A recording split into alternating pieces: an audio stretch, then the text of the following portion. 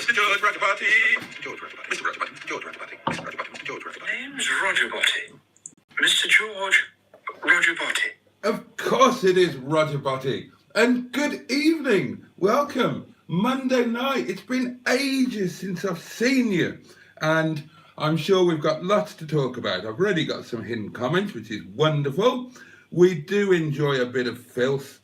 Splendid. Let's unhide those.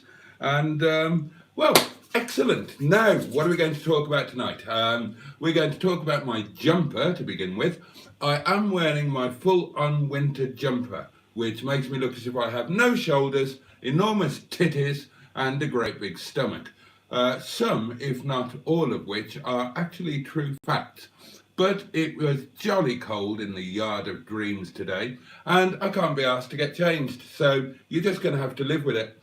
If my jumper is the worst thing that happens to you tonight or this week, you can count yourselves blessed. Now, above all, I want to catch up with you. Tell me about your weekend. Tell me what was good.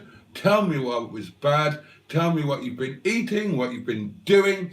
Tell me anything you like. How are you feeling? How are we all doing? Are we all up, down, in the middle? Have we all got our heads above water? How's Simone? Has she still got the lurgy? Now, who have we got with us? Matt, splendid. Steve, Jimmy, fantastic. Mustard's here. Simon, splendid. General Cheeseburger, of course. Bad Books, spiffing. Liz is here. How wonderful. Rogerbotty, naturally. Chaz Brown, fantastic. Now then, first thing to tell you, and I'd like somebody to test this out for me, if you are a channel member of any tier, would you be kind enough, Matt, are you on the wonk?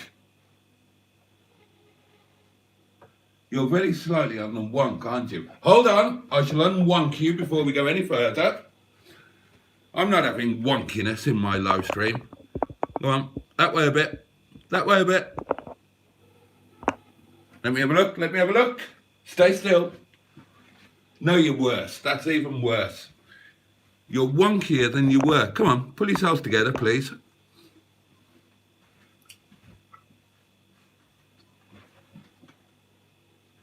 That's better. Let's have no more of that nonsense, please, if you don't mind. I can't stop wonking. Right, yes. If you are notice I never comment when both his hands are above the table. What are you insinuating there, Rogerbotty? Are you insinuating that I'm operating you from a hidden keyboard of some nature? Look, type something, Rogerbotty, while my hands are in full. Anyway, I'm glad you like being wonky, Simon. No, the point is, I've been furdling very quickly with some doings, and I shall furdle some more. If you are a channel member, go into the emojis. I've got no idea how you do that. Shall I try? Stephen S. Paul. Oh, splendid.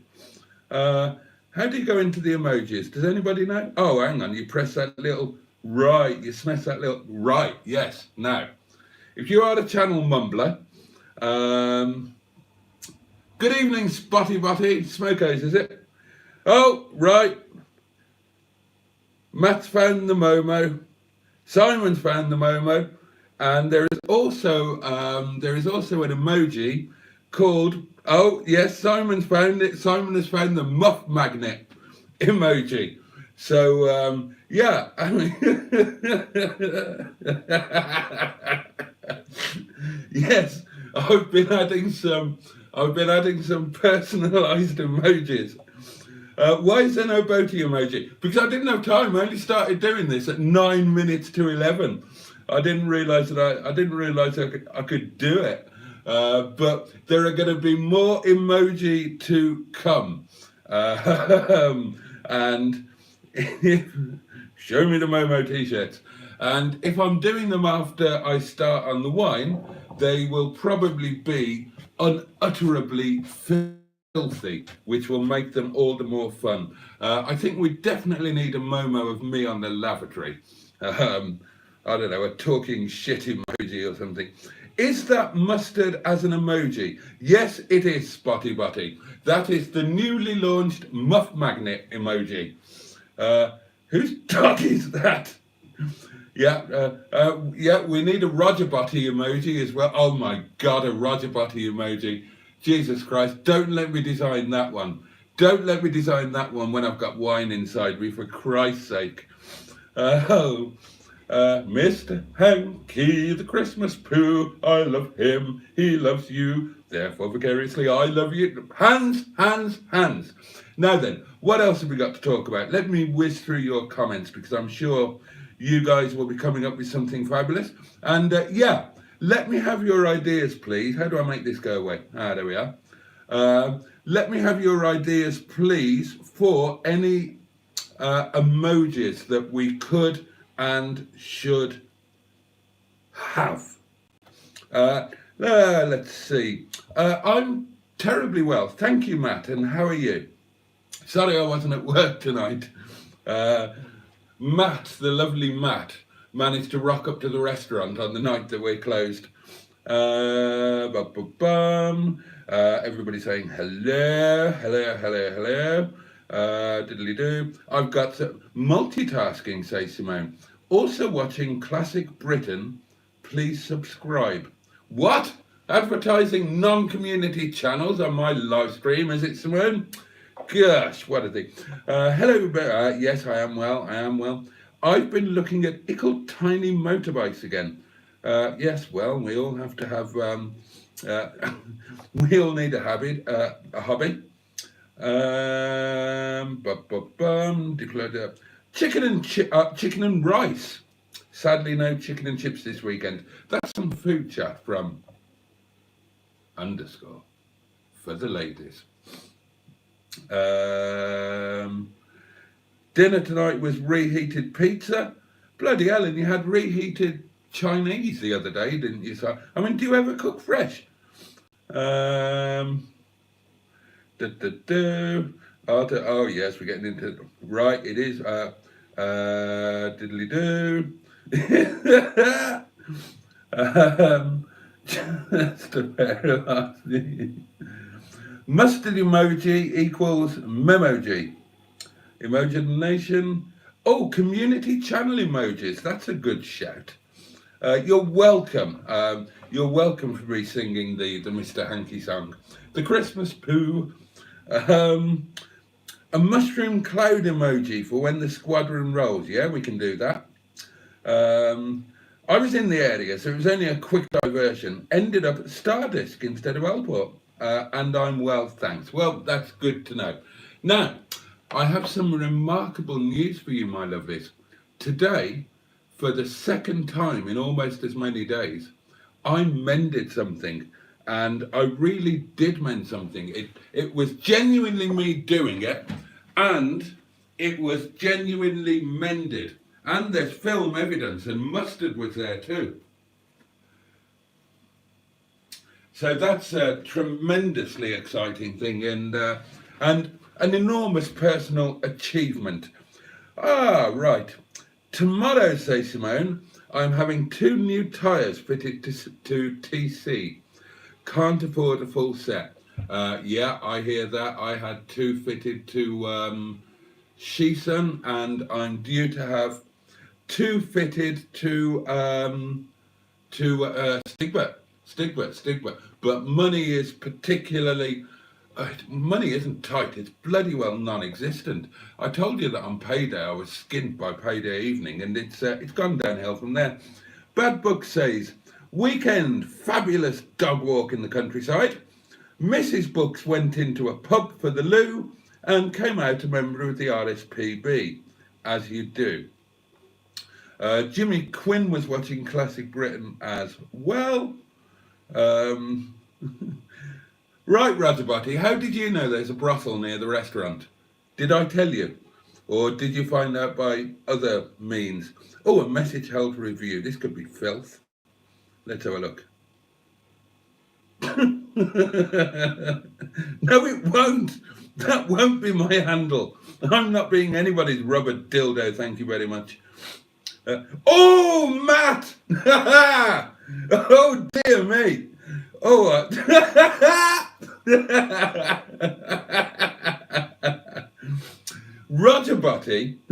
Rogerbotty accused Underscore of of visiting the brothel, suggesting that that might have been the reason why he was in the environs of the restaurant. To to which Underscore replied, "No, George Rogerbotty, I don't visit on Mondays. It's your mum's night off." Which, that's got to go down as absolutely, that's comment of the night, if not comment of the week, I think. Let's have a slurp of wine, shall we, my love, and catch our breaths. Oh, nice one, Matt. Thank you. Fair play to you. So today I've been at the Yard of Dreams, and it was a pants day weather-wise. It was wet and very cold, but in other ways it was jolly good. And I got to meet Mustard's new car, which I'm allowed to talk about because it is featured on not one but two of his videos. How old is Rogerbotty's mum? Mustard wants to know. Yeah, Rogerbotty, tell us about your mum. We might be able to drum up some business for her here, dear boy. Mustard's interested for a start. Oh, Spotty Botty's off. Thanks for popping in, Ivor. Always a pleasure to see you. Hope you're doing all right, mate. Hope everything's going, as well as it possibly can do under the circumstances. Does this mean that Matt is Rogerbotty's dad? I don't want to think about that. God almighty. It's enough that we have to deal with a Rogerbotty without having to think about dealing with Rogerbotty Senior. So I met, oh God above, oh Mummy will be delighted. She's not seen a Rogering since last century.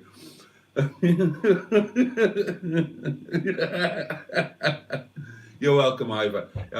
Have a decent day at work, mate. Another hidden comment. How quickly that spiralled into a mum shagging chat. Does Rogerbotty's mum take her teeth out for some services? Would that improve it? Would that improve a service, the old teeth being taken out? I mean, teeth don't normally, well, in my experience, well, hopefully in my experience, teeth don't play a... Oh, dear God. Oh, this is only going to get worse, isn't it? Right, Mustard's new car, which, and I have to say, his new car is fabulous. If you've watched the video, you would have seen the almost, and I mean this in a nice way, the childlike joy when he got to kind of drive and play with the car. And it was absolutely lovely to see, and we were talking about that today. And I was suggesting that any joy taken in a brand new car is probably a joy taken in part, if not in whole, in the achievement of acquiring a obvious statement of wealth or success or some form of status symbol, whereas joy expressed at an old, relatively low-value car like that, and I mean sheer, unadulterated, infectious joy. I mean, that is pure, that is absolutely true. And it's certainly what I find with my cars, and I suspect many of you do. What was that? Oh God, the ghosts arsing about again. Anybody else hear that? So, yeah, that was absolutely lovely to see. And in real life, his joy and pride in the car is just lovely to behold. And I'm looking forward to watching many more videos where he waxes lyrical about the car and literally waxes it within an inch of its life. That was quite good there. 2 uses of the word waxes. without any forward thinking or planning. I'm quite proud of that. Now then, are we still talking about Roger? Your teeth would get in the way, Boaty. Not for much longer, not at the rate they're dropping out. The list of invites to Rogerbottingham Manor is getting shorter, says, oh Christ above, who's this now? Penelope Shitstop. Jesus Christ. The name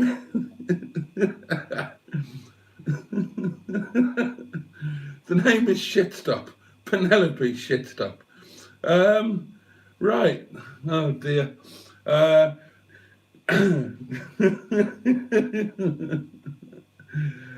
Did I spot the black TF in the yard on a video the other day? No, that was a figment of your imagination. That went some while ago. It's definitely not still there, and it's definitely not going to still be there this time next year. We established that. Are you using waxing and Rogerbotty's mum in the same sentence? Oh, and Matt is putting the record straight here. I'm not the father of Mr. George Rogerbotty, and I've not frequented his mother's premises. I used to know the chap that owned his mother's premises. I wonder if he still does. Lovely chap. Dear God. Ghosts are angered by the mum shagging jokes. Back to corpse swap. We need an emoji for corpse swap, don't we? Somebody deploy the muff magnet emoji in honour of Rogerbotty and his mum. Oh, God above. So, 2 fixes were attempted on the Boaty's World fleet today. I've tried it with no teeth. It felt all right, says Steacold. Corpse swap, Rogerbotty's mum. Well, is she a... I've no doubt she's a wap. I'm sure being a Rogerbotty, albeit only by marriage, I'm sure that she's a fine figure. Oh, God above. Don't ask if Rogerbotty is my husband. It's not true, says Penelope Shitstop. We had somebody else claiming to be Mrs Rogerbotty, didn't we, a few weeks ago? Somebody's deployed the muff magnet emoji. Well done. Oh, dear. Right, I don't know what that one is. What was I talking about? Yeah, 2 attempted fixes today. One by me, one by Mustard. One worked, one didn't. I've got an issue with my front left indicator on Brian Johnston, and there's something going on where like 75 to 79% of the time the front left indicator isn't working, so the others are doing the old double flash thing to let you know that a bulb is gone. But the bulb hasn't gone, there's some sort of dodgy contact. And Mustard expertly attempted to fix that by removing it, doing nothing to it and putting it back together, and claimed a victory. But it was a short-lived victory because as soon as I turned left out of the bloody yard, it stopped working again. So,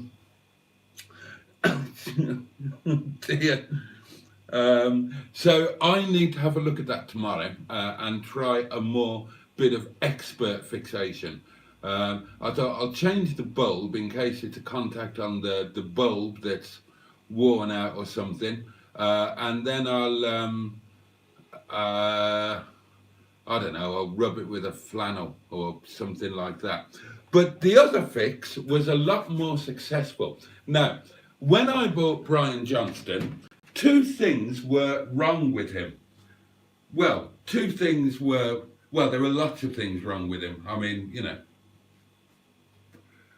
But there were 2 things that were demonstrably wrong with him. One was the rear hatch, which, as you know, I sorted in a highly professional manner with some help from Mustard, but it was the engineering behind it was all my own. I will admit that Mustard helped put it into action. And I'm delighted to announce that that fix is still a fix. It's still working absolutely splendid. Oh, God. Rogerbotty, does Mummy offer community discount? Could we have a block booking? God above. I mean, I thought that this community might go in many different ways. There were certain ways I would hoped it would go. There were certain ways I planned to guide it with a fatherly touch. And the same is true for the live streams. I didn't envisage the live streams being a discussion on a potential paid gangbang of Rogerbotty's mother. Dear God. You can help fix some of my car. Yeah, absolutely. Well, I could perform the same fix on Eric the Viking. Eric the Viking, which is going to be, well, probably already is available for sale. So if anybody wants a rather lovely little diesel 25, you know where it's going. I could do that fix. Please let Senior Mustard sort the boot out. The boot is sorted. It's sorted. It's a perfectly good fix. The car no longer tells you that the boot is continually open. It doesn't sound the horn when you lock it, and you can open the boot whenever you want to. What's not fixed about that? I'm game. I'll shag anything. Oh, God almighty. Dear me. I was hoping to... How are we ever going to get nice people joining this community when you lot are talking about that sort of... Oh, no. I'm not reading that out. Absolutely not General Cheeseburger. And I would like to disassociate the channel from that particular comment. Right, I was telling you about the other fix. The other thing that was demonstrably wrong with Brian Johnston was the handbrake gaiter, which is, being a GSI model, made of genuine, real fake leather. And it was all just hanging out. It was all over the place. It was causing a modicum of havoc in that, depending on where it chose to put itself after the tricky chaps, words. Depending on how it chose to form itself after the handbrake had been deployed, the handbrake would sometimes not settle back fully into place, and thus the handbrake warning light would remain illuminated. Peril, I'm sure you would agree. Oh, that's a long one. What took an hour to fix? Well, the point is, it's fixed. So, this dodgy handbrake gaiter somehow, and I've got no idea how, but somehow it escaped discovery during Captain Mustard's exhaustive PDI, which, if you didn't know, is pre-delivery. It's pre-delivery inspection. Now then, I fixed it. I fixed it. And it did take an hour because I had to figure out how it was supposed to work. And that was done through a process of trial and error. And if you ever need to do it on a Rover 25, no, you didn't, Mustard. Oh, you fibbing so-and-so you didn't touch it. How very dare you? How dare you try and rain on my triumphant parade of successful fixations? What? No, he didn't, Jimmy Quinn. It was me, and I've got a video to prove it. Although it looks as if I was doing something else at one point, and I wasn't. They will believe it. They will believe it after I post the bloody video. You what? No, you weren't, Jimmy Quinn. You weren't there. If you were there, I'd have made you pay for lunch because it was my turn. I had to pay for it. Oh, and we saw some of Mustard's relatives at lunch. That was nice. We saw Senior Mustard and two other lovely people. When is the engine reader coming? It came last Sunday, Skick. I did make a video. And you made a video. Or are you going to pretend you didn't? The engine, it wasn't Mustard, Bad Books. It was me. And I'm going to tell you exactly how I did it. Mustard didn't have a clue. Not a clue. somebody was asking about this, and it is, I have to report, now I know you'd think I would say this anyway, but it's an amazing bit of kit. Absolutely amazing bit of kit. I couldn't be more impressed with it.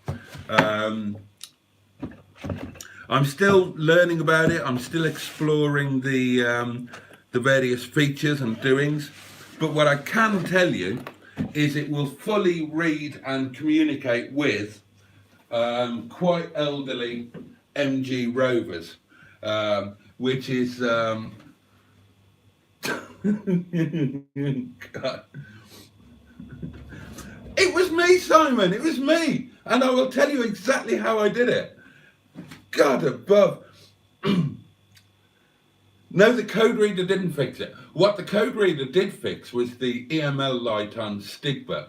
None of the other code readers I've had or tried would, thank you. It should be for 400 quid. It's nearly the cost of a car. 429 quid now.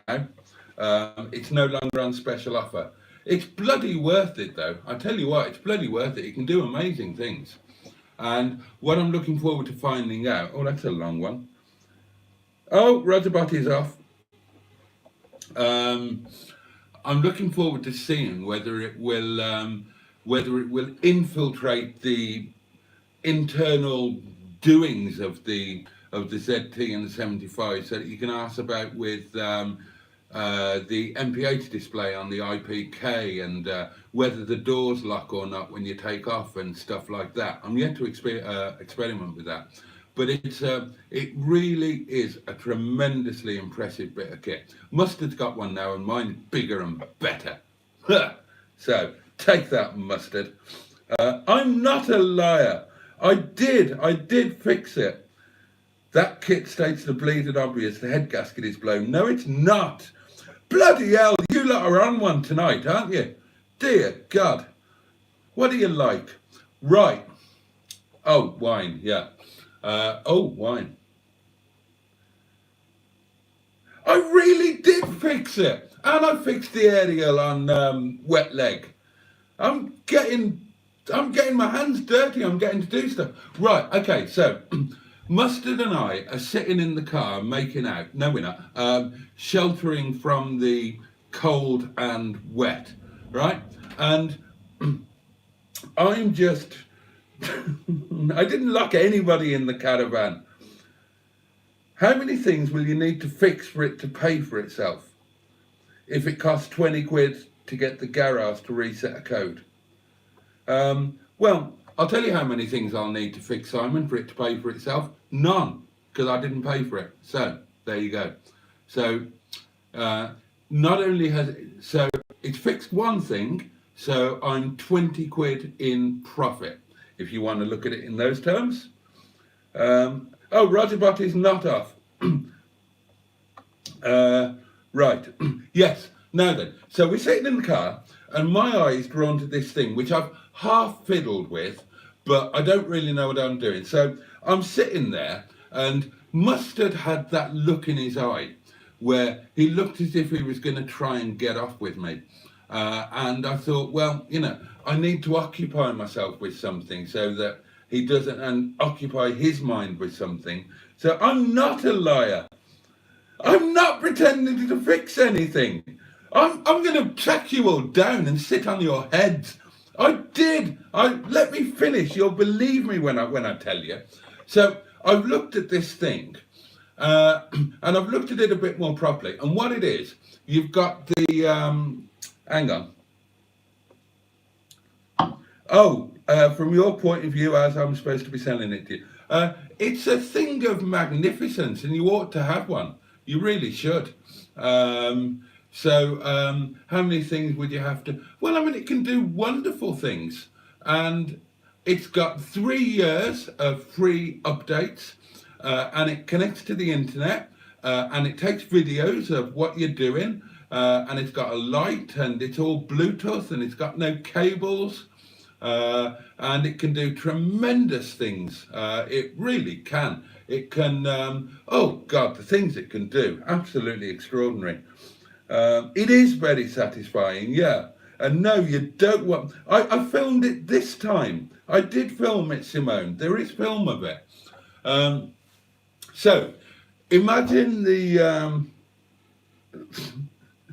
yeah, all right. The exhaust. I've already owned up to the exhaust. I didn't fix that in any way, shape or form. But this I did fix, right? Now, listen.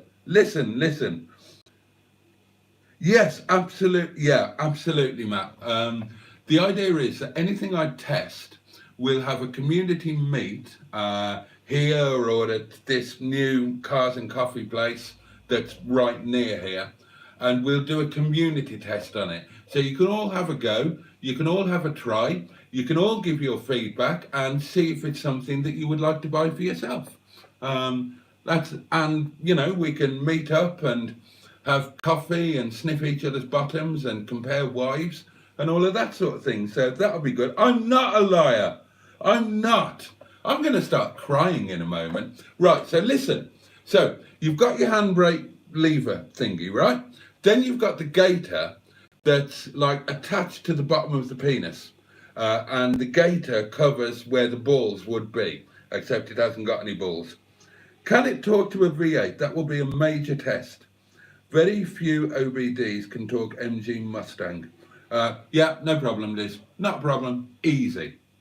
And if it can't immediately, then all I would have to do is to press a button and it will go onto whatever it needs to go onto, and it will download the things needed to enable it to talk to the V8. I don't have a wife, says Simone. Chance would be a nice thing. Well, we're in the same boat there, aren't we? I haven't got one either. So, hey-ho. Hey-ho. When we get rich and famous, we'll import a couple, Simone. Don't worry. It can't talk to my car. What do you mean if it wasn't videoed, it didn't happen? It was videoed. Listen, let me finish. So you've got this handbrake thing, right? At the bottom of the shaft, you've got the ball gown that covers the feet and stuff, right? And that's all just loose and flippy floppy.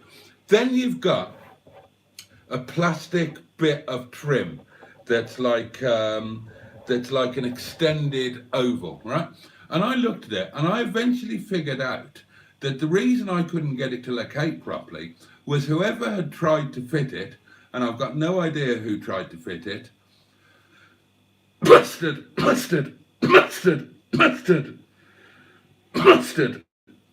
Oh, excuse me. Yeah, I've got no idea who tried to fix it. But whoever had done it, mustard, had put it in upside down and back to front. And that was why it wasn't fitting properly. But with my engineer's eye, I spotted in a mere 30 minutes that this thing was upside down and back to front.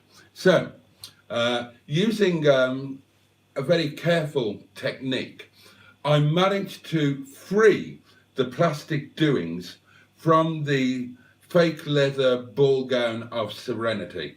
And hang on, we got one health review.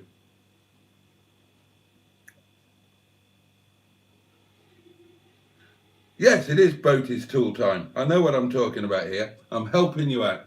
You might have to do this job one day, and my words of counsel will help you.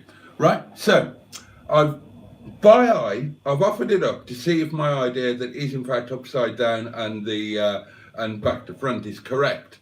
And I very rapidly assessed that yes, it is correct. So I carefully refit it over the penis and over the fake leather ball gown of desire, and very carefully managed to wiggle it down into place. Right? Then a little bit of time passes by, and I realise how the fake leather ball gown of lecherous desire is supposed to fit. And it's okay. Well, I'll tell you what I did. I did some real life research is what I did. I suddenly remembered that Eric was nearby, and I inquired of Captain Mustard and he will verify this. I said, is Eric locked? And he replied, no, Eric isn't locked. And at that exact moment, I didn't waste a second, my lovelies. I am a man of action. I leapt out of the car, blind to the driving rain and sub-zero Antarctic temperatures. And I went and I looked at Eric, and I looked at his doings, and I looked at how the fake leather ball gown of lecherous desire was fastened in the orifice of expectation. And I thought I figured out how it worked. So the fake leather ball gown of lecherous desire has to be wrapped around, completely around the orifice of expectation.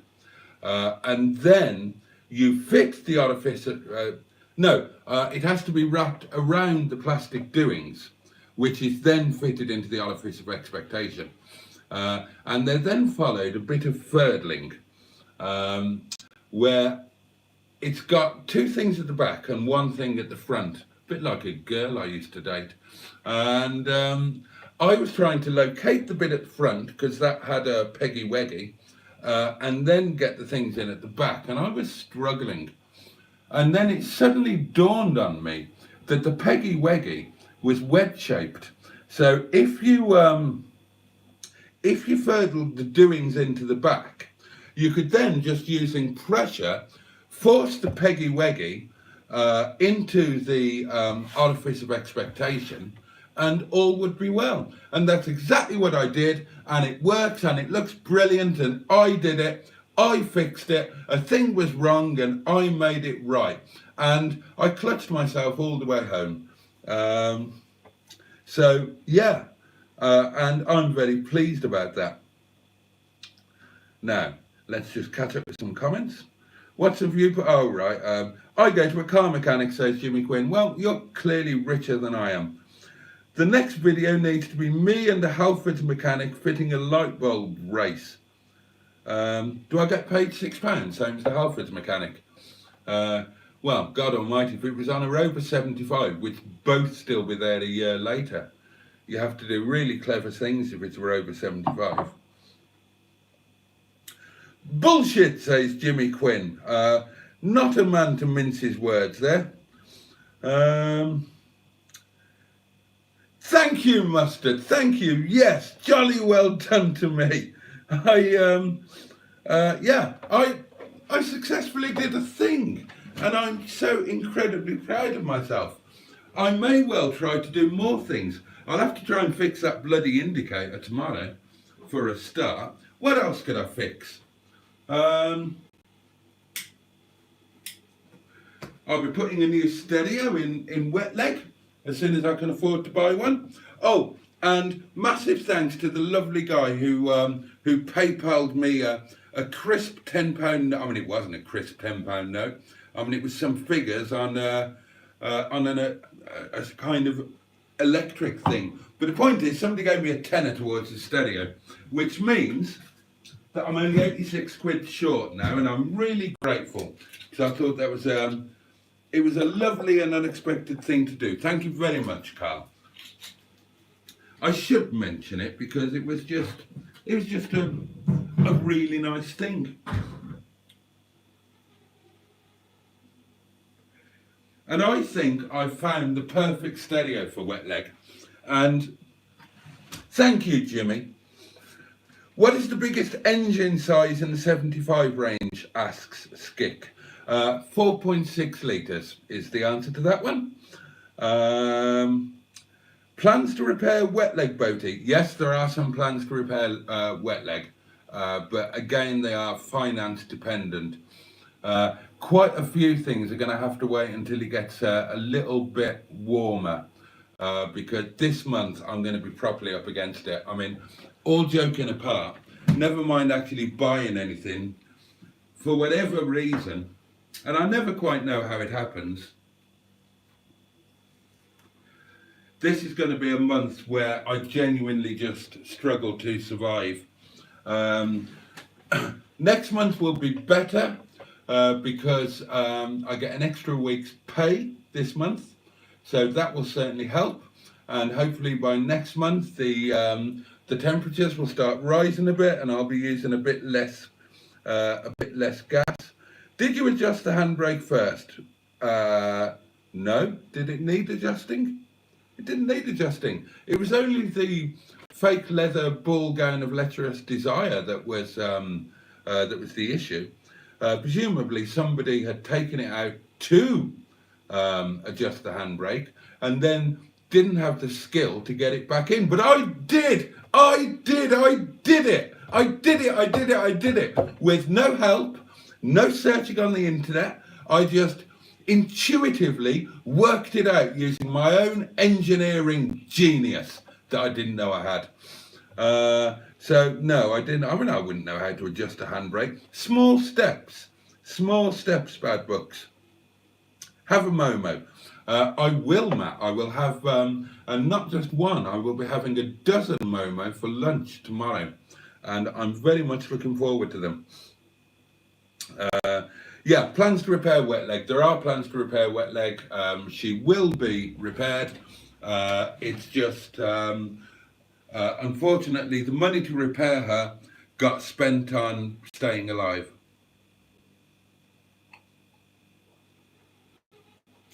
But it will be done. She'll go to one of those dentless, paintless repair things. And she will be done. And I'm really pleased to have found the perfect stereo, because I don't know if any of you get this, but if you obsess over getting exactly the right thing, whatever it is, then there's an immense pleasure to be had in finding the right thing and knowing that it's the right thing, so that even if you can't afford it yet, you've found it, so that's a pressure off. So you can really enjoy your bars, because you'll just have the smugness of knowing that you found the right thing, rather than the disturbed mind of trying to find the right thing. Oh, first one. So even if you can't afford it yet, you found it, and that's brilliant. I'm really excited about that. I actually found two right things. Blaupunkt, who you could argue that Blaupunkt would be the correct stereo in a sense, because around that period, Blaupunkt were making stereos for MG Rover, or at least verging on that period. Obviously, sort of R8s and whatnot, they were Philips, and then at some point they became Blaupunkt. Certainly Shison has got a Blaupunkt unit in there, although they were personalised for MG Rover, whether that was just putting a Rover badge on or an MG badge, or in the case of Shison's onboard gramophone, when you turn it on, it actually says Rover on the display, but it is a Blaupunkt CD32 unit. So you could argue that for an aftermarket stereo, Blaupunkt would kind of be the most correct, and they've done. If you weren't aware, and this is relevant because there's only 18 of you watching tonight, so that means that you're going to be my core viewership, and that means that most of you are going to have an interest in or own an interesting car. So this is relevant to you, because as I will be talking about in my forthcoming video series, The Great Gramophone Debate, there's always the issue of, do you fit OEM equipment or do you upgrade it to modern equipment and just accept the unoriginality? Well, Blaupunkt have very helpfully addressed this issue. They've taken two of their most sought after and iconic classic gramophones and remanufactured them for the present day, right? So to look at, they are the same as the original. Now, the first one I found was the Blaupunkt Frankfurt unit, right? Fabulous unit, very much of its time, very kind of oh well, whenever it was, late 80s, early 90s, I'm guessing. Somebody else might know. But it's an iconic unit. Cassette, obviously, radio, it's a radio cassette with lots and lots of buttons, as were common with the top of the range stereos at the time. And they've remanufactured this, so it looks exactly the same. It's even got the cassette slot, but it's all modern. It's all, you can change the lighting, it's Bluetooth, it's DAB, it's everything else that you can imagine. And the cassette slot, when you open the cassette slot, that's where the USB is and the auxiliary input is and something else that I can't remember. And I thought, what an absolutely fabulous idea. So for the classic or modern classic car owner, you can have the completely original look, top of the range original look, but with all of the features of a modern stereo. And I think that's amazing. And I was so chuffed when I found this on the Blowpunk website, because I thought, well, that's the answer, isn't it? That has to be the answer. So I went onto eBay to see if they were available in the UK and how much they were. 430 fucking quid. 430 quid.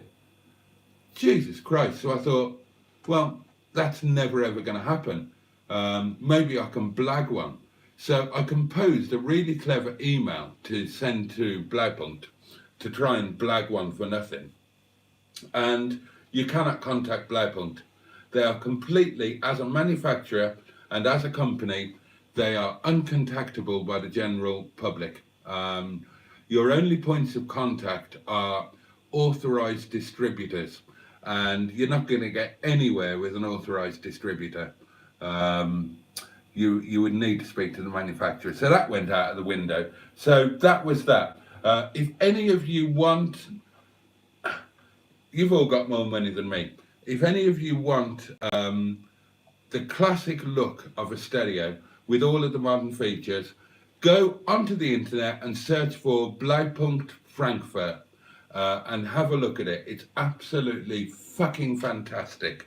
But it is going to set you back 230 quid. 430 quid, sorry. So I kept looking and I found the next best option. I'll tell you why I found it and what my thought process was. When I had Black Betty, I was in an Alpine phase. I had money then. I fitted Alpine stereos to all of my cars that required an upgrade. And when I bought Black Betty, which of course was it was UNOS V-Spec lightweight. And I bought it as a Valentine's Day present for the then Mrs Boaty. And I treated that to a really nice Alpine unit. So I thought, well, maybe an Alpine would be suitable, as there is some Alpine history. It would be a tie-in to my Black Betty. So I went and had a look, and Alpine do offer one that looks a little bit retro. It's got all the modern bits and pieces, but it looks quite plain and quite retro, and it's black, which is correct for the F, and it's got the same colour display as the original MGF Philips stereo had. So, and it's a lot more affordable. It's 115 quid or 120 quid on eBay, but somebody in the group helpfully pointed out that if you go direct to one of the sellers' own websites, they're available for 100 quid, £99.99. So that is going to be the stereo of choice, and I've already saved £4 towards it, and Carl bunged me a tenner, so I'm 86 100ths of the way there, and we should be able to reduce that. Okay, let's reduce that as a fraction. So 86 100ths is 43 50ths. And is that as low as you can go? Is there a common denominator for 43 and 50? There isn't, is there?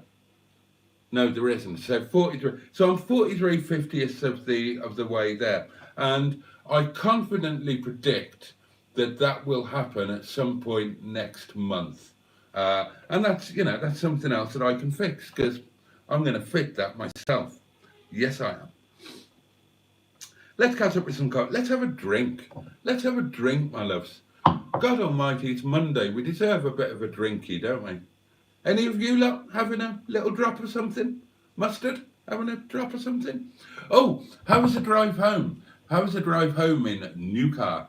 And did you go straight home or did you take it for a whiz?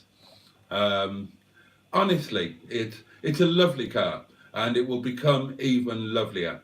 And if Mustard's got anything about him, it's going to be with the Project Nigel channel forevermore. It's the perfect car for him. It is lovely, and his sheer joy at being around it is a delight to see. No, genuinely, it is. Do tune into his videos and enjoy the journey, because when Mustard falls in love with a car, things happen quickly and they happen well. When he's not too bothered, they sit in the yard for 12 months and nothing happens at all.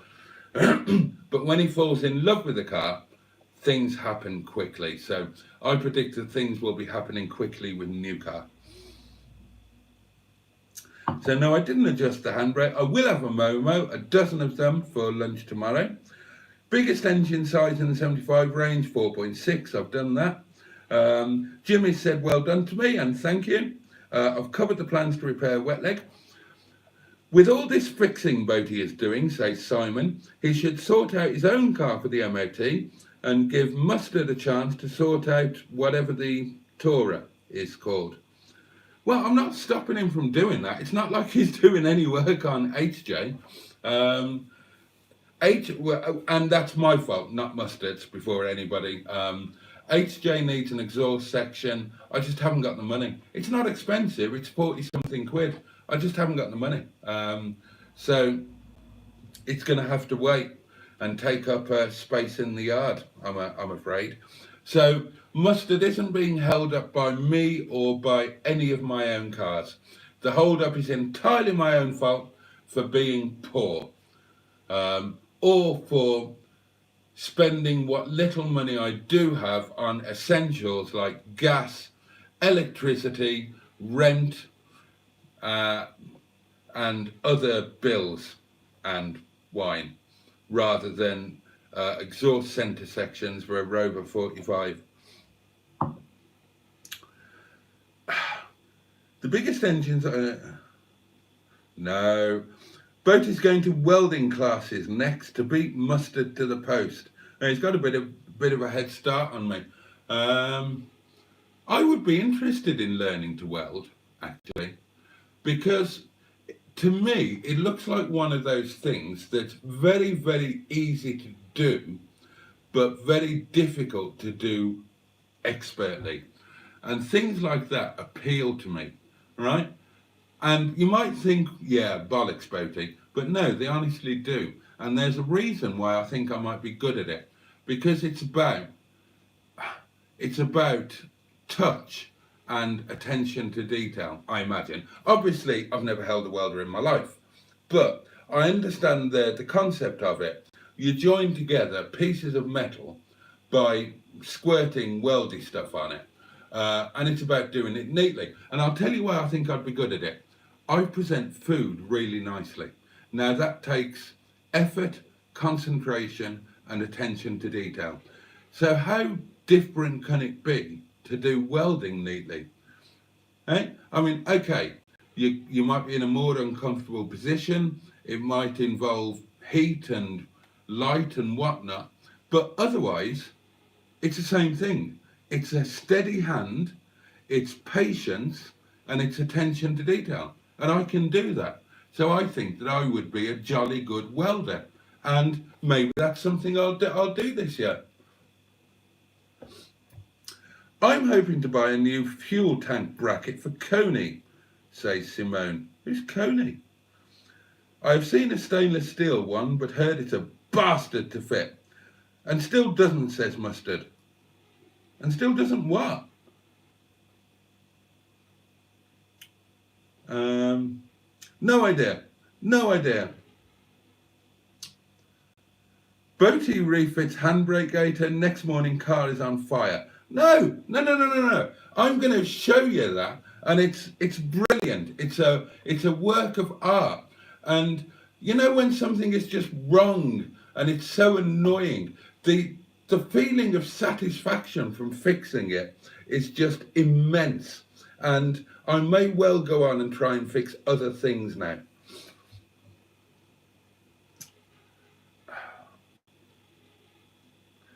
Wow, nearly getting killed has enabled you to stay alive. Yeah, that's one way of looking at it, mate. Yeah, as it turns out, you know, us getting biffed up the bumper enabled me to stay alive for a month. God knows how I'm going to get through this month. Am I going to have to take it from behind again? But yeah, every cloud has a silver lining, and it will be fixed, of course. Oh, and some other wet leg news. The spare key was posted from the Isle of Wight on Friday and should be with me soon. And I think I've got a key ring waiting for it. I thought I had. Then when I looked, it wasn't there. Let me have a look. We'll have a look in the, and I have. This is my little key ring drawer. I have drawers for everything in the pantry of broken dreams. There. That is the key ring for wet leg spare. In fact, I'll leave it out. I've got some nice key rings. Anybody? I need a purpose for that. I haven't got enough cards. I need more cards to fill up my key rings. And I've got loads of key rings over there as well. They're not just in the key ring drawer. I've got interesting things in these drawers. We should go through my drawers one day. There are things of immense satisfaction in there and interest.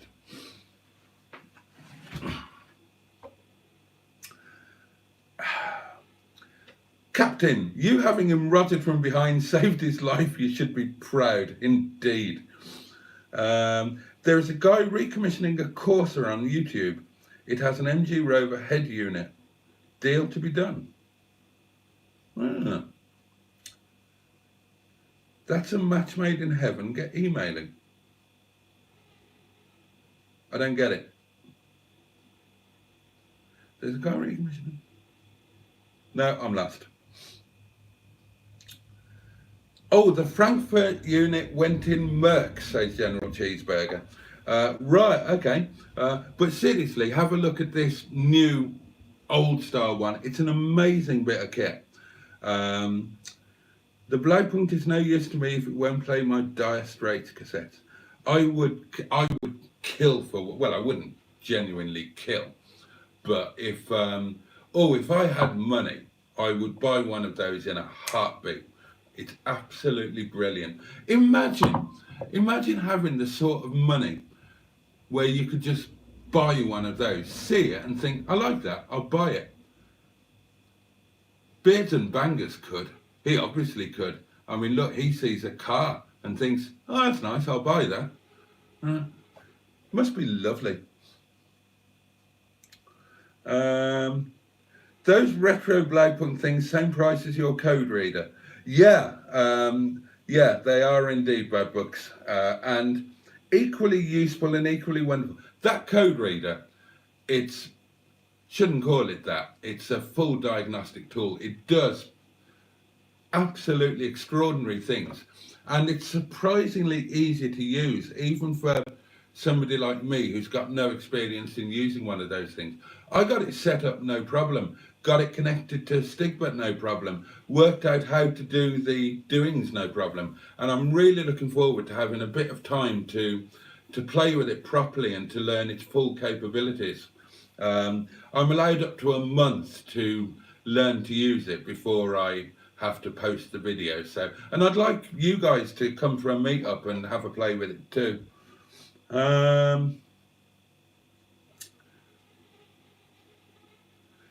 Steve Colgan's been thinking about getting a new stereo. I'll check it out. Do check it out. Well worth it. Alpine was fantastic back in the day. I love an Alpine stereo. I can't lie. I do love an Alpine stereo. It was my stereo of choice. And I can't remember why. I can't remember why I first went to it. I think it's because Alpine was an option in a flash car I had. It was an upgrade option in a Ferrari or something. And I thought, well, they must be the best then, so I'll start buying them. And I've never been dissatisfied with an Alpine head unit. Car stereos, says Simon, are a contentious subject. It's nice to have things that look like they fit, but anything that's not too flashy and works is fine by me. The one in Margaret cost me 15 quid. Oh, a little joke here from Cheeseburger. Bad books. If he buys the Blaupunkt, it's money for nothing. Simone has Queen and T-Rex tapes in her car. See if there is a second-hand Pure. That looks retro. Mine was only 80 quid and a Halford sale 5 years ago.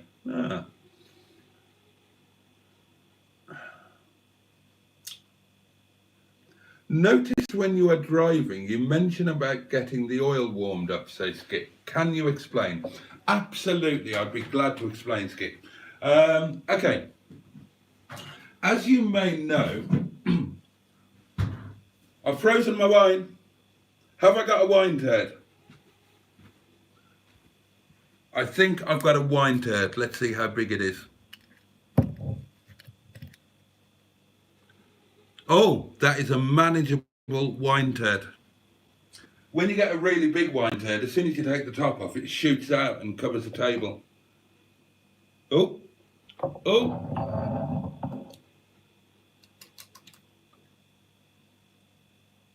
Come on, come on. Ah! Oh. There we are. Splendid. Yeah, the oil warming up thing. As you may know, MG Rovers, certainly K series, have a reputation for blowing their head gasket. And it's kind of deserved, but it also kind of isn't.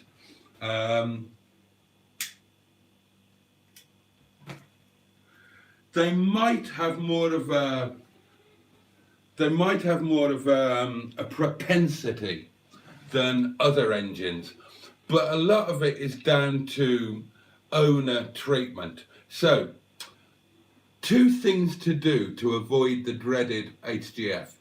Number one is be very vigilant with your coolant level and with the concentration and type of coolant. A K series, certainly now that they're the age they are, they're not a just drive and forget about it car. They're a car that you have to, as an owner, you have to have some involvement with. You know, you can't just service them once a year and then never open the bonnet. If that's the kind of driver you are, then a semi-modern classic Rover or MG is not for you. You need to, even if you're a total know-nothing like me, you need to be involved in some way. So that's the one thing you need to do. You need to be very vigilant on coolant level, concentration, and type of coolant. It needs to be the correct one. But the other thing, and the other massive cause of head gasket failure, is overly revving the engine before the engine is at full operating temperature. So the rule of thumb to be safe is do not exceed 3000 RPM until the engine is at full operating temperature. And by full temp, I don't mean when the water temperature gauge is showing. Keep going, keep being careful. Even when that is up, the oil won't be at full temp, because oil is more viscous than water and takes longer to warm up.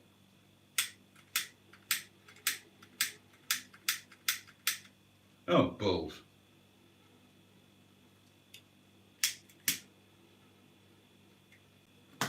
Just about. So, oh, Jimmy Quinn, thank you very much, mate. Bless you. Thank you. That can go in the stereo fund. Oh, £3 from Jimmy. How lovely. Thank you, Jimmy. Thank you very much. What was I saying? Yeah. So until the oil is at full temp, it's not going to be giving full protection because it won't be circulating properly. It won't be coating properly. So you need to be very, very gentle with that engine until the oil is at full temp. Now that's something, unless you've got an MGF or possibly certain other cars, you're not going to have an oil temperature gauge. The MGF does. No other MG Rover of the period does. So I don't know. Once your water temperature gets up to temp, then wait at least half as long again before you start giving the engine the full beans. Until then, keep it below 3,000 RPM. So that's what I'll keep banging on about. Skick. Hope that explains it. You need a double scotch and a screw. Oh, right, hello. Oh, emojis of each of the fleet would be good. Yeah, I thought about that, and that will happen. I'll try and get that done before tomorrow night. So yeah, we'll have little emojis of each member of the fleet. That'll be nice. Oh, Mustard just drove it home, but he will enjoy driving it at the weekend. Maybe I should take a trip out in it and make a big happy video. Yeah, why not? If you can weld with an old iPhone 6, you'll be sorted. Yeah. Thank you very much, Jimmy. I really appreciate that, mate. I really do. Oh, Connie. Okay, that makes sense now.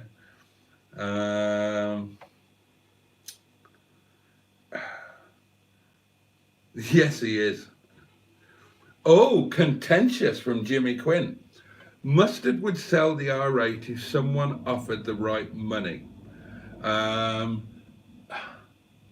That's probably true, but at the moment, the right money would probably be a silly figure, like his £83,000 for Nigel.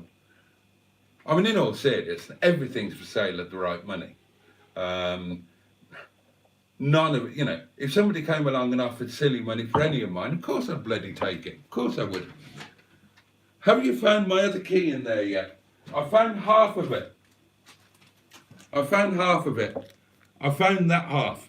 I just need to find the other half. It's in there somewhere. I wish I could remember where I'd put it.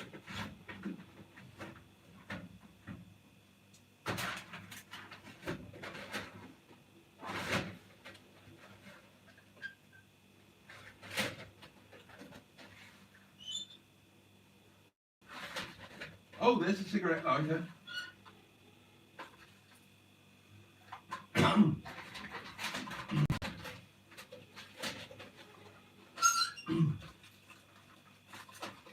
Oh, that would be useful. I forgot about. Oh, and those are really useful. I forgot about those. I was looking for those the other day.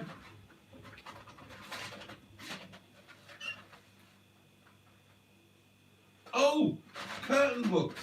I can put my curtain back up. Oh, that would be a brilliant thing to do.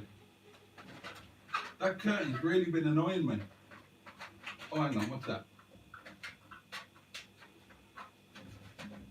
Oh, Simon.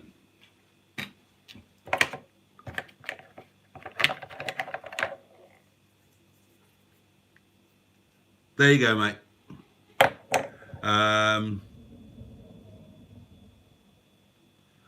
Or are they both the old ones?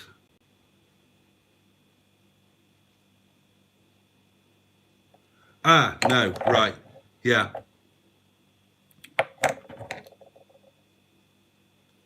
One of these is your, yeah, it's inside, yeah, those are them, and the other thing. There you go, mate, there they are.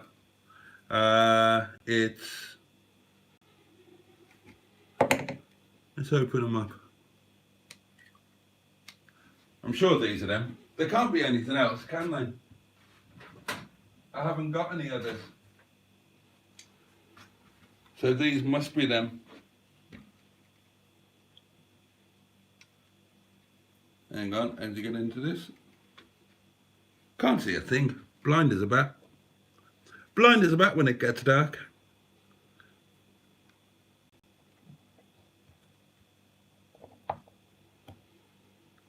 Oh, I'll open them up later. But yeah, those are the well, one of those is the internals. They did work. They just had the well, anyway, I butchered them a bit trying to sort them, but yeah, that is your other key there between them. So the blade is there, the internals are here, and they do work. You just need to put them in a new key, and you're good to go. So there you go. They're there whenever you want them. I'll put them back in here, save messing up the table. See, it's been a productive live stream, hasn't it?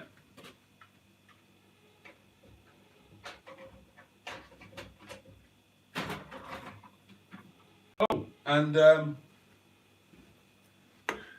anybody want to buy a code reader? Going cheap.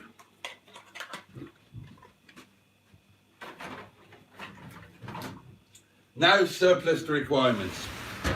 Doesn't work on an MGZT. Well, not on a 190 anyway, but it works with everything else.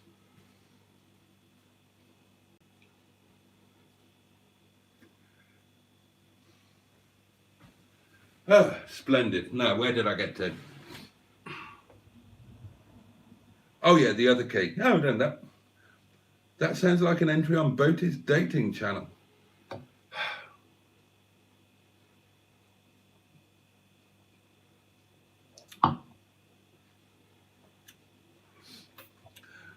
My perfect car stereo, says Mustard, oh that's nice, would have just two buttons.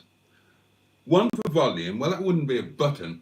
If you've got, right, one, Mustard says, his perfect stereo would have one button for volume. How would that work, Mustard? One button. Not a knob, a button. So you press the button, and the volume is going to either increase or decrease, whatever the button is set for, right?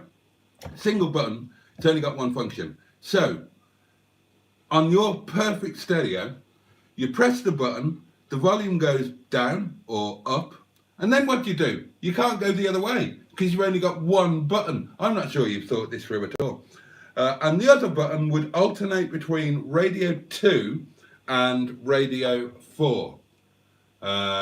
Yeah, well, that would work. Yeah, that could be, yeah, one press goes to one and then another press goes back to the other. But your one button volume idea is a bit silly. Actually, we were talking about this in the car. I'll ask you lot as well.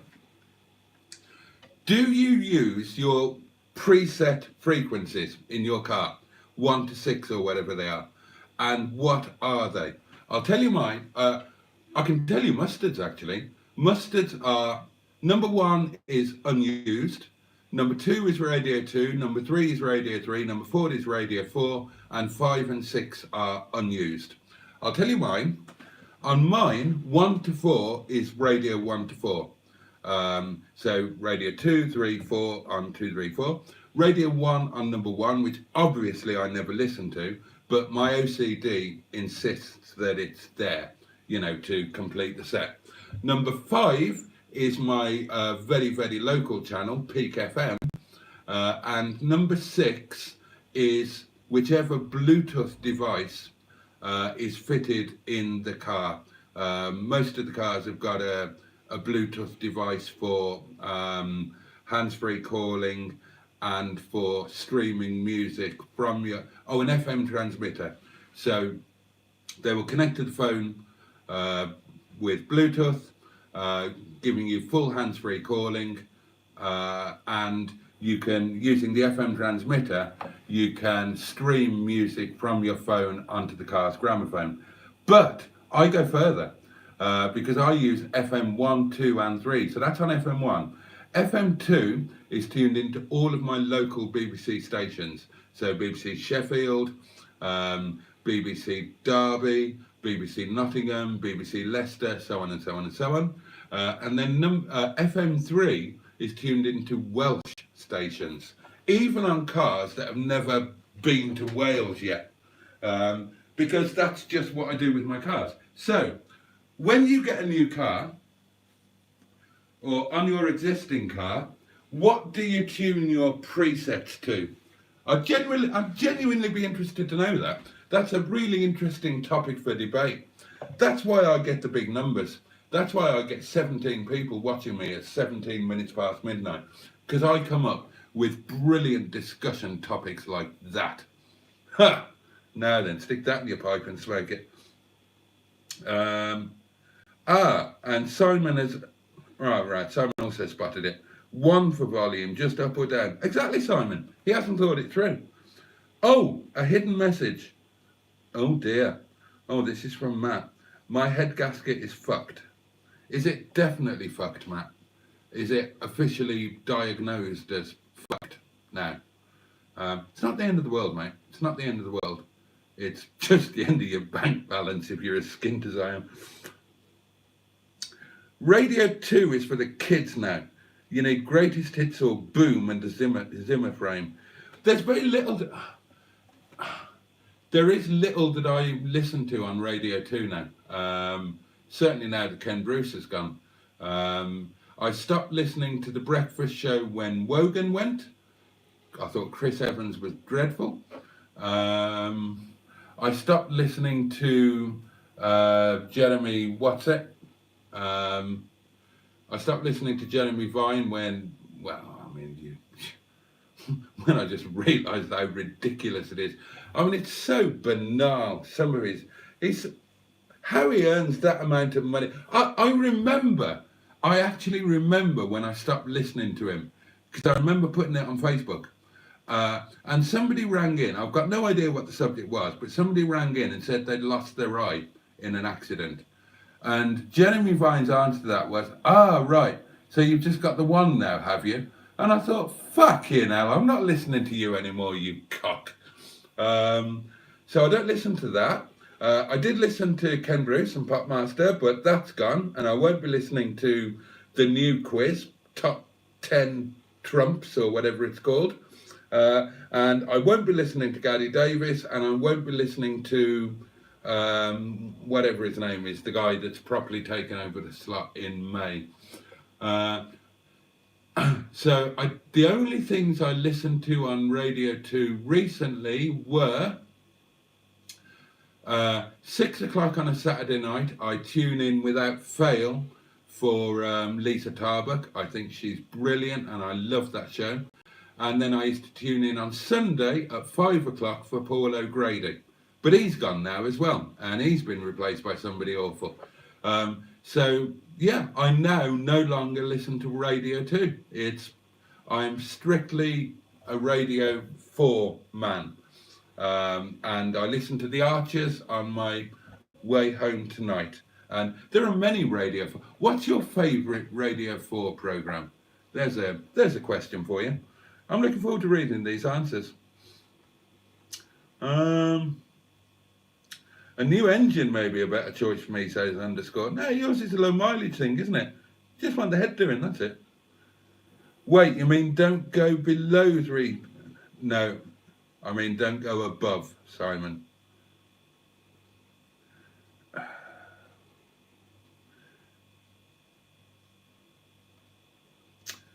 Oh, is it really, Cheeseburger? The Ford EcoBoom engine is nearly as bad as the poorly maintained K-Series.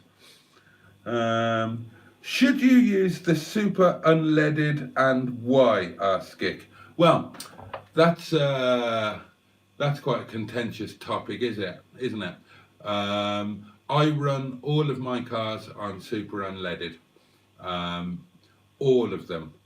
I did some basic tests, and I found out that as near as damn it, the increased MPG I got paid for the extra cost of the fuel, and it made it, you know, pretty much even Stevens. So I figured, why not have the good stuff? And I believe that if you're not using the car regularly and you're leaving the E10 stuff just sitting there for ages, it can rot things away. I don't know if that's true or not. I just put the good stuff in, and to mitigate it, I do things like, for example, when I go to Mustards, there's a petrol station, the Tesco at Mottram, and the good stuff there is the same price as the cheap stuff here. So if I revolve the vehicles that I go to Mustards in there and put a full tank in when I go there, then that makes the really good stuff the same price as the crap stuff. So I have run the cars on the cheap stuff for a short period of time. They all seem to work okay, but I'm putting the good stuff in just to be on the safe side. How do you make emojis of the fleet? Says Simone. What is this wizardry? Well, I can't tell you that, because then you'd be as clever as me.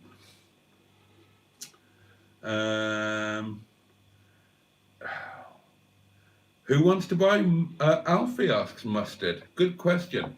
Alfie needs the ride home. Alfie is a lovely, lovely car.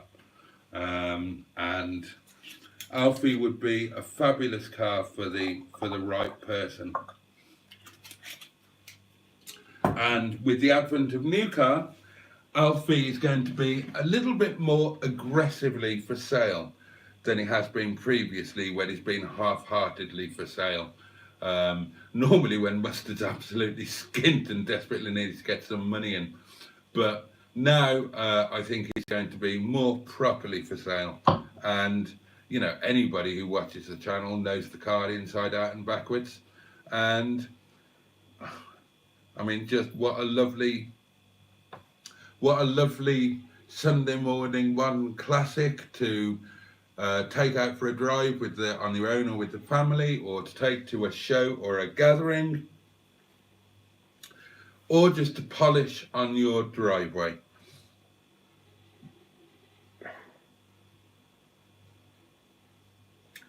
It's like Blackpool illuminations in that cupboard. No, it's not. There isn't a light in there.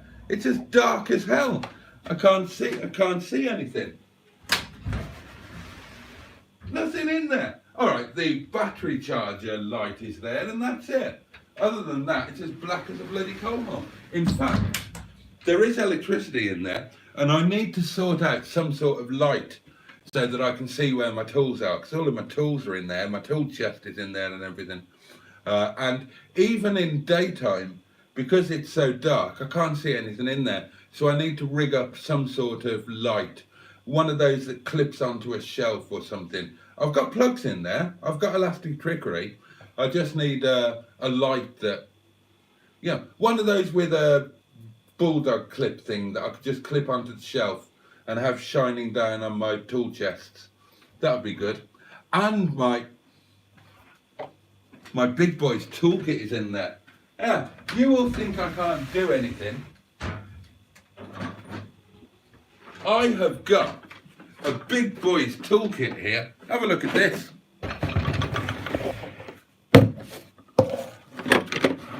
Oh, is that upside down?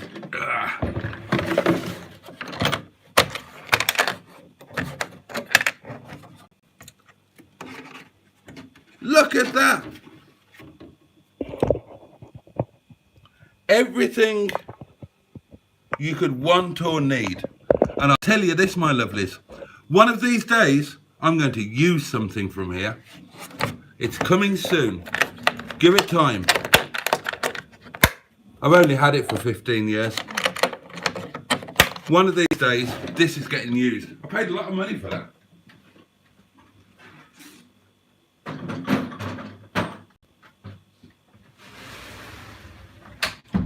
And I've got a proper snap-on tool chest in there with lots of lovely tools. And one day they'll get used as well. Now then, write to your mother about that. Where did I get to? I just paid Ford 180 quid for one key, says Jimmy Quinn. Ouch. Oh, Simon's off to bed. Good night, mate. Sleep tight. My perfect radio has 2 knobs, says Stephen S. Paul. I didn't put mine in frequency order this time just to annoy myself, says Matt. Why would you do that to yourself? Cheeseburger says, I've got 80 presets on the head unit. I have dashboard buttons which I just don't use. What is FM? Right, so Matt goes for Radio 2, Kemet FM, whatever that is. Radio 1? Really? Earwash, Radio, Capital and Gem. Oh, not Gem. Oh, God, I hate that. Boo used to have that going from the moment she woke up till the moment she went to bed. She had that playing in the background in the house. Oh, God, it used to drive me absolutely mental. Radio 2 only for Simone. Oh, you're missing out on a lot. You're missing out on all of the delights that Radio 4 has to offer, and you're missing them all. It's sympathetically fucked, says Matt. It keeps running for me. Oh, there we are. Oh, Bad Books is off. Is it late or something? Everybody's sodding off. Oh, it's midnight. I suppose it is time to sod off, isn't it? We don't get the BBC here, says Stephen S. Paul, who is from America. Thank Christ. Nonsense. You don't know what you're missing. Do you set all of those radio stations before you even set off in a newly acquired car? Asks Mustard. Yeah, obviously. I couldn't drive it knowing it had the wrong radio station stored. Well, I might drive it a little way. It depends on the situation. I might be a bit like the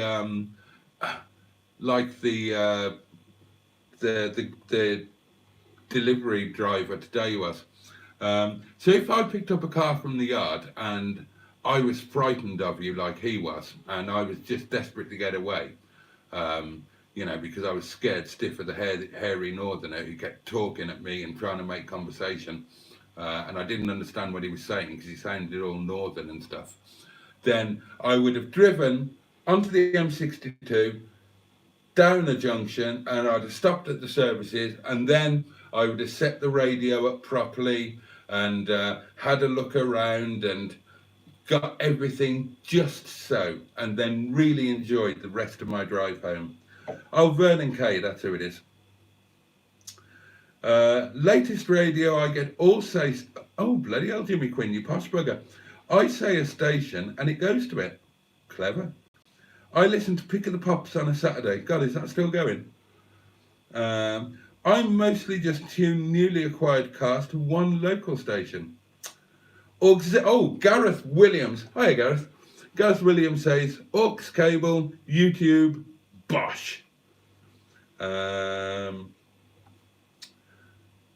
don't run your car on fumes, Matt. Oh, don't be doing that. We covered that. Oh, the shipping forecast, of course. The greatest thing on radio. I love the shipping forecast. That's what we have. We haven't done that yet. We'll do that next week. We'll have a shipping forecast off. A shipping forecast off. Without cheating. Fisher, German bite. I always buy V-Power diesel and petrol, says Jimmy Quinn. I was told, I bought a Lexus once, second hand. And the guy I bought it off was in the oil industry, very high up, obviously very wealthy. He had like a £5 million house, and he was a great guy to buy a Lexus off. And when I picked this Lexus up, he said, don't ever put supermarket fuel in it. This car has never been run on supermarket fuel. And then he told me why supermarket fuel was to be avoided. And I'm trying to remember what it was he said. And he's an executive in the oil industry, so he should know. And it's something about, in order to keep the prices down, they buy from wherever the fuel is cheapest on any given day.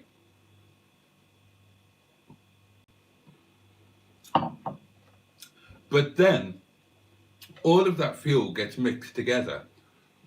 So the fuel that is distributed to the supermarket fuel stations isn't a pure fuel from one source. It's a shed load of fuels mixed together. And he said that's a bad thing. And so for all of the time that I owned that particular Lexus,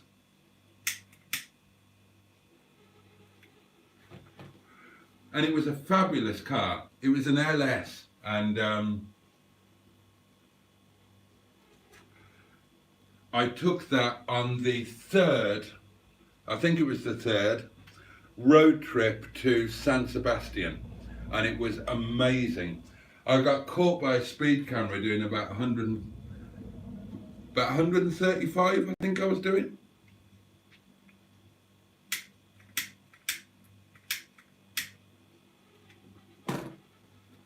Somewhere in southern France, just en route to the Basque Country. But what an amazing car for a long distance road trip. There were three of us. There was myself, the mothership, and the former Mrs Boaty, and we had a joyous journey. Travelled in absolute comfort. Fabulous thing to drive.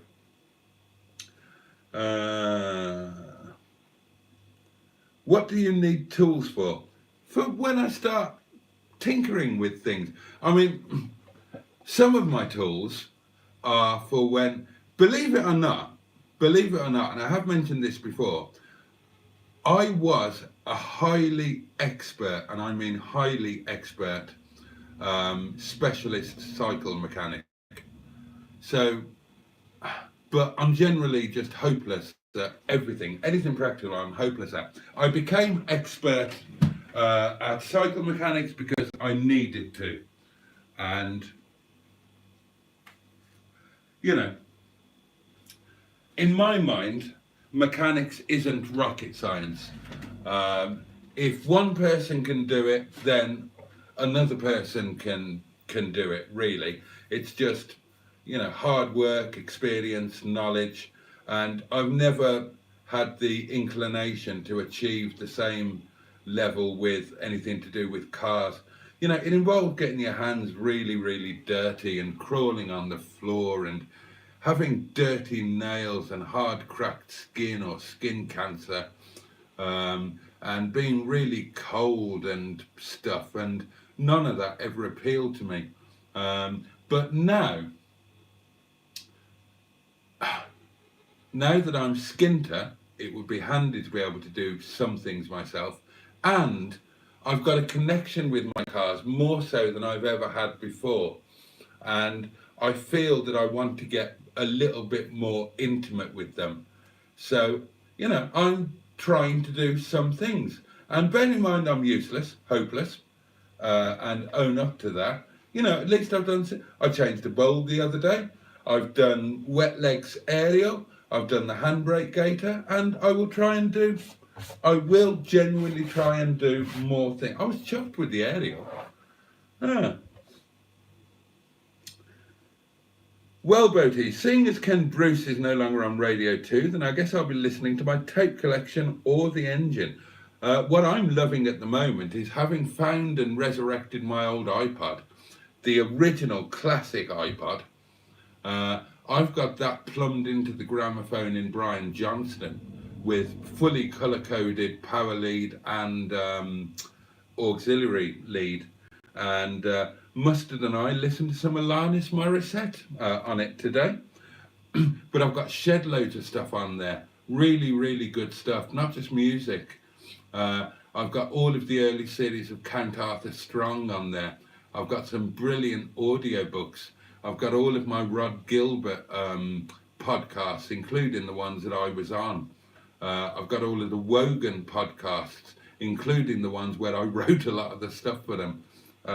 So that's fabulous. And if anybody knows a way that I can get the stuff off my iPod and onto a computer so I can then get it onto my phone, God knows I would be in your eternal debt and you would have my undying gratitude. And I'll keep asking you about that, 'cause that's something I'm desperate to do. It's not Mustard's toolkit that went missing. Mustard have you seen Mustard's tools? My goodness gracious me. What, I don't know how he finds anything. I've got no idea where anything of Mustard's is. He obviously has his own system because he occasionally finds things. But he hasn't got a tool chest. He hasn't got a tool box. He hasn't got a socket set. He's got nothing. He's just got, I don't know. I don't know where anything is.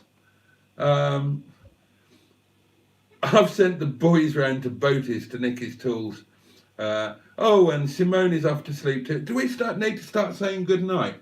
I suppose we do. It's 20 to 1, isn't it? Radio 1 for when I manage a late night drive. God, no. No. Oh, Mustard's off saying, everybody's saying good night.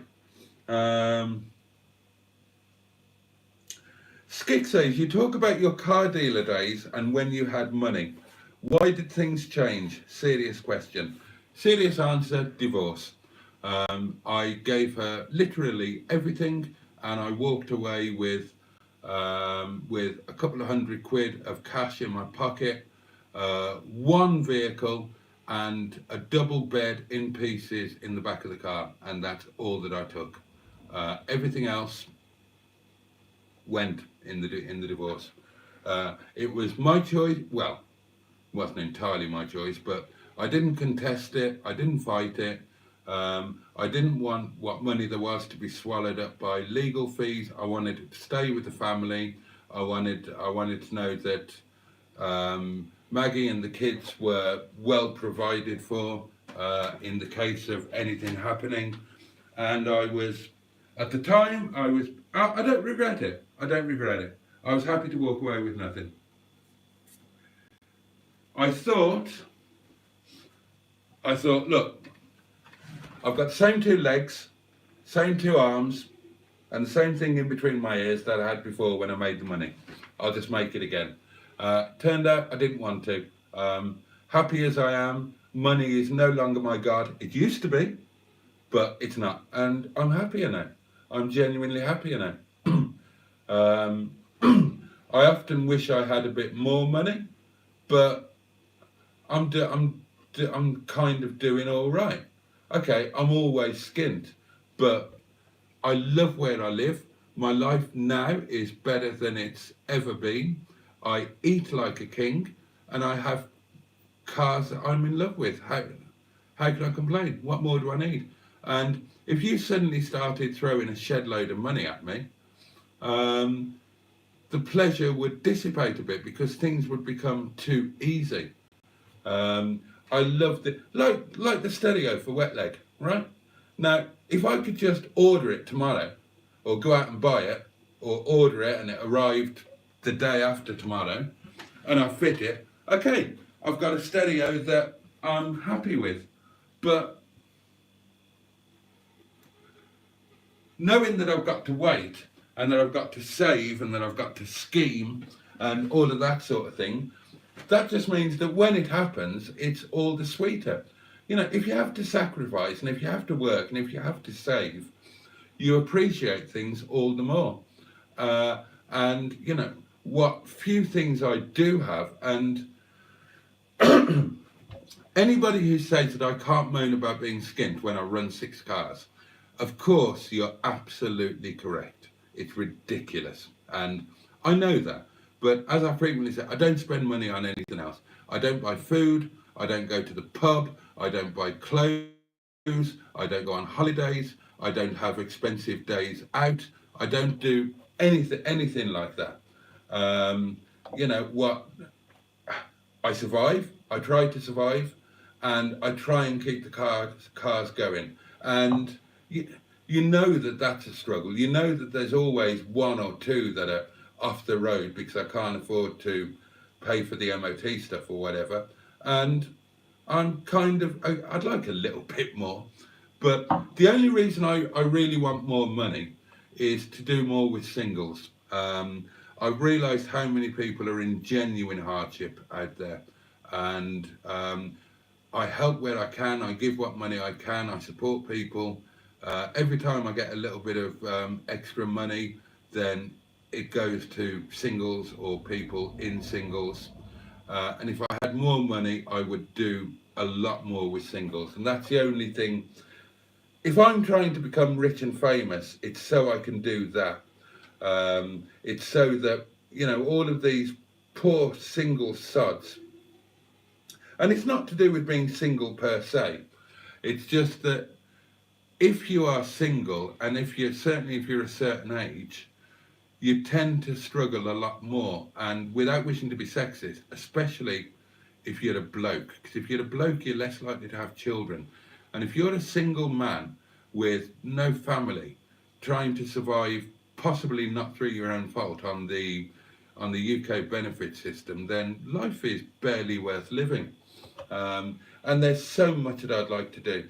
I would like to subsidise social meets and holidays and stuff, so that, I mean, I've spoken about this before, but I'll say it again, right?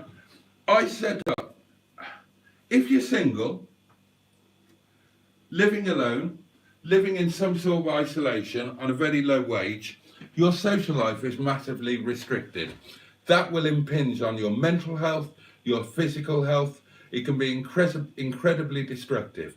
So I set up a social meet in a local town to you, right? For my singles community, for the UK Singles Network.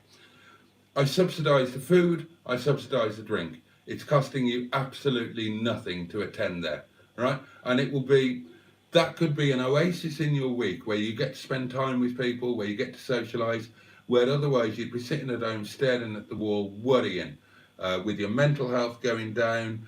You barely bother to get out of bed, you don't bother to shower, you don't bother to shave, all of that sort of thing. But, and this is true, this is absolutely true, right? Return bus fare to the local town, £7.30. If you're a single guy living on benefits, £7.30 is more than your food budget for 1 week. So to attend a simple, free social gathering, you've got to not eat for 1 week. That's your choice.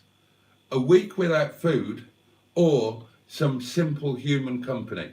And nobody in a civilized fucking society, in the 5th richest country in the world, nobody should be in that position. And tens or hundreds of thousands of people are. And I would fucking change that if I had money.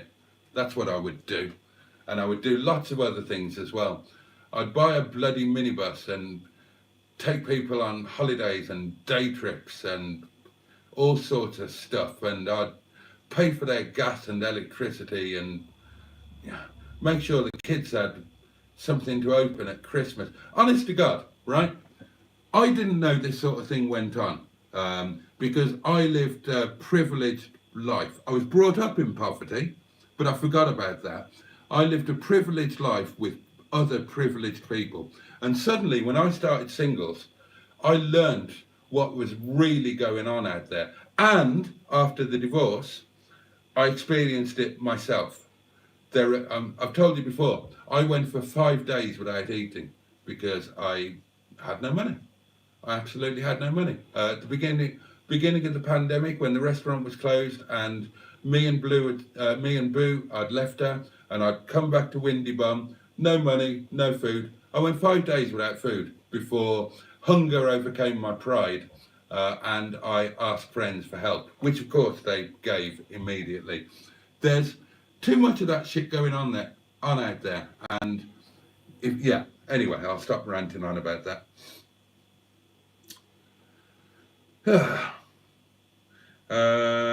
I'm right about the supermarket petrol. Oh, there we are. Liz says, playing back YouTube live makes good radio, in inverted commas, when I'm studying, as there's no need to watch, just listen now and then. Prefer my own playlists than anything on the radiogram. I hear you. Cheeseburgers off. Thanks to Boaty for hosting and everyone for their company. Yeah, it's time to say goodnight. Everybody's buggering off. if I win the lottery, says Jimmy Quinn, you don't want anything. Not for myself, Jimmy, no. I would ask you for a contribution to my singles charity. And if anybody is remotely interested in the singles charity, just go to the website www.uksinglescommunity.co.uk, I think. I've forgotten my own website. And there is a donate button there where you can donate directly to the charity. And every penny goes there. I pay for that website and everything else associated with the network. Everything comes straight out of my own pocket. I pay for everything. Another reason why I'm skint, because even the little things add up. You know, paying for the domain name, paying for the hosting, keeping the website going, so on and so on and so on and so on. But yeah, there is a donate thing there if anybody wanted to. It is UK singles. I'm going to have to check that now in case I bloody got it wrong. I should know my own sodding website, shouldn't I? Let's just double check it. www.uk.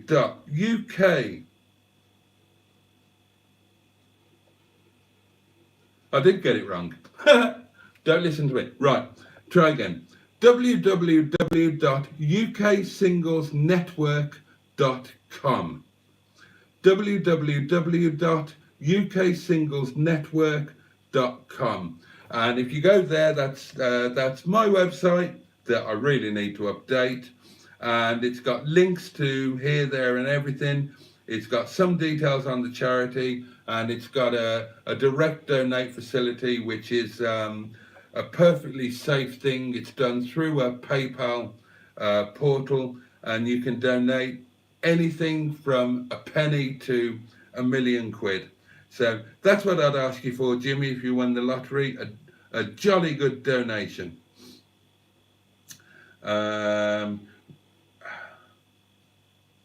Oh, the drop-off of disappointment. I'll look forward to that, Matt. Thank you. Simone. Yeah, I totally get it. I totally get it, love. And it's tough, isn't it? It's bloody hard.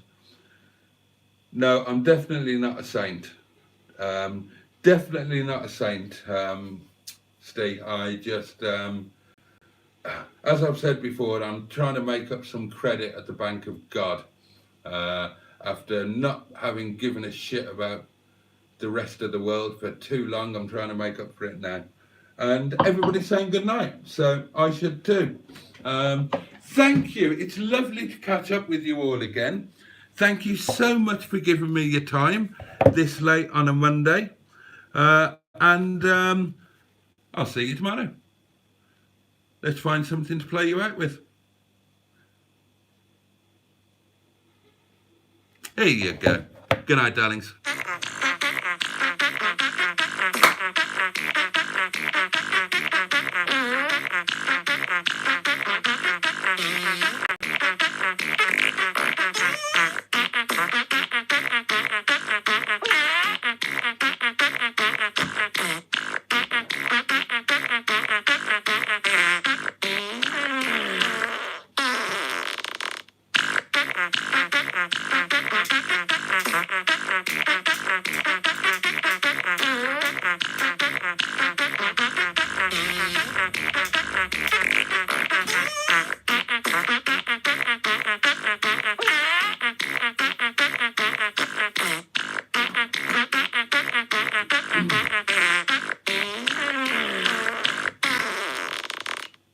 All right, my darlings, you have a safe and peaceful night, and you guys take good care. Have a great day tomorrow, and I'll see you tomorrow night.